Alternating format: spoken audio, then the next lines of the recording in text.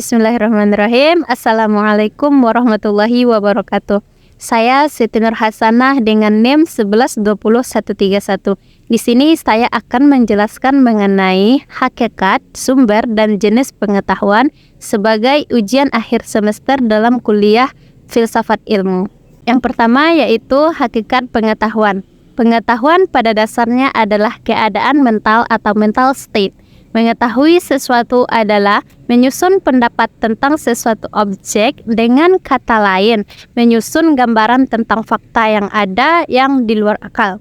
Persoalannya kemudian adalah, apakah gambaran itu sesuai dengan fakta atau tidak? Apakah gambaran itu benar atau apakah gambaran itu dekat dengan kebenaran atau jauh dari kebenaran? Untuk mengetahui pengetahuan ini ada dua teori mengenai hakikat pengetahuan itu sendiri. Yang pertama yaitu realisme. Teori ini mempunyai pandangan realistis terhadap alam. Menurut realisme adalah gambaran yang sebenarnya dari apa yang ada dalam alam nyata atau fakta dan hakikat. Pengetahuan menurut realisme adalah gambaran yang sebenarnya dari apa yang ada dalam alam itu sendiri, dari fakta atau hakikat.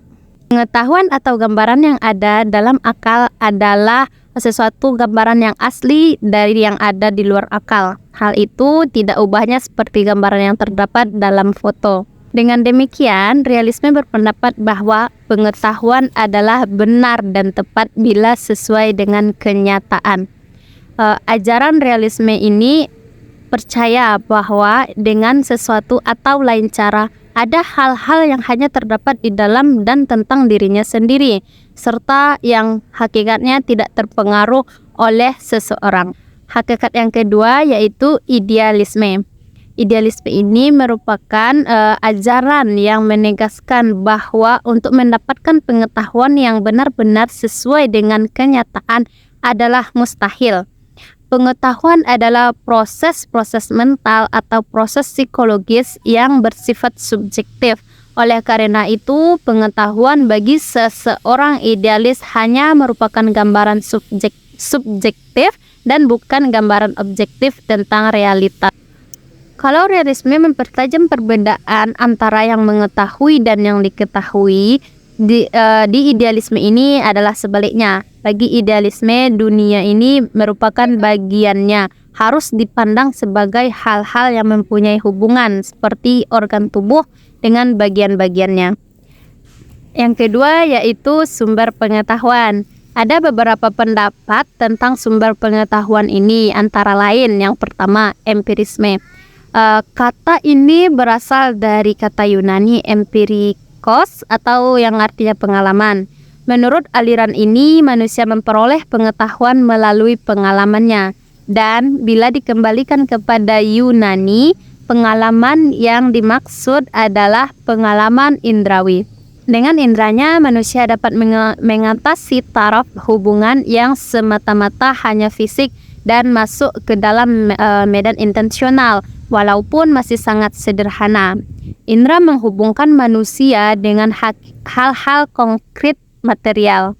Jadi, dalam empirisme ini, sumber utama untuk memperoleh pengetahuan itu adalah data empiris yang diperoleh dari indrawi.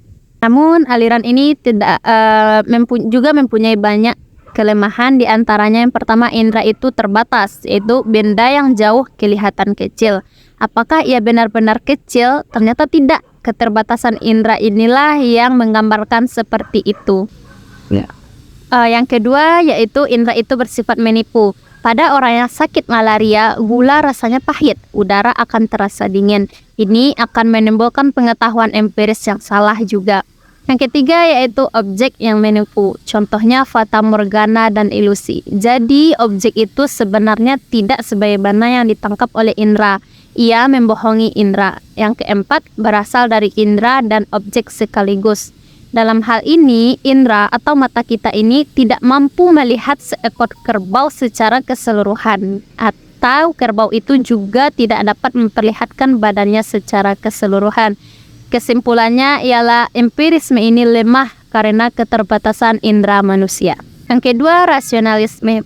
Aliran ini menyatakan bahwa akal adalah dasar kepastian pengetahuan. Pengetahuan yang benar diperoleh dan diukur dengan akal. Manusia memperoleh pengetahuan melalui kegiatan menangkap objek.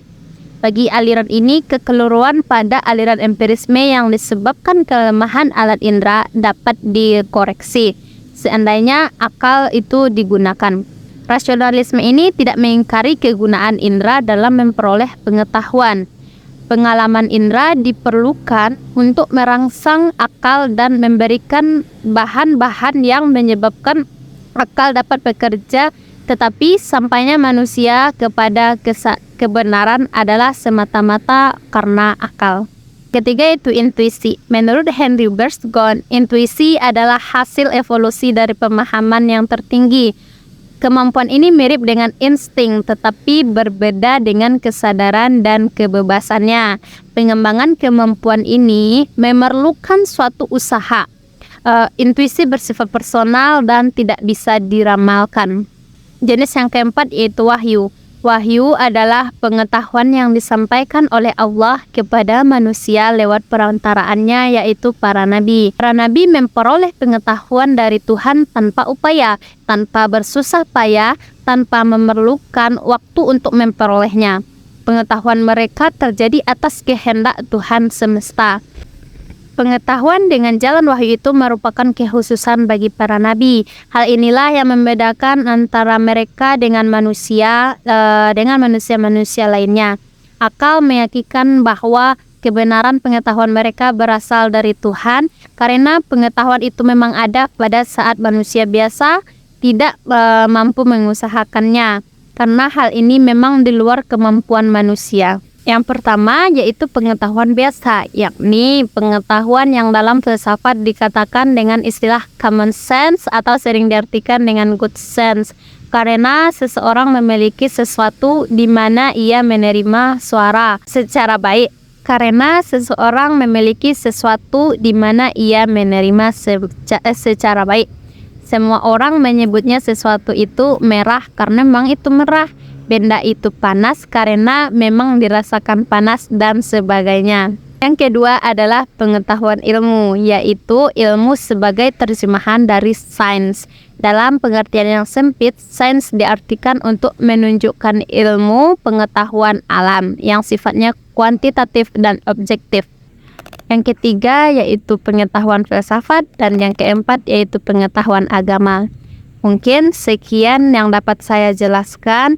Terima kasih. Wassalamualaikum warahmatullahi wabarakatuh.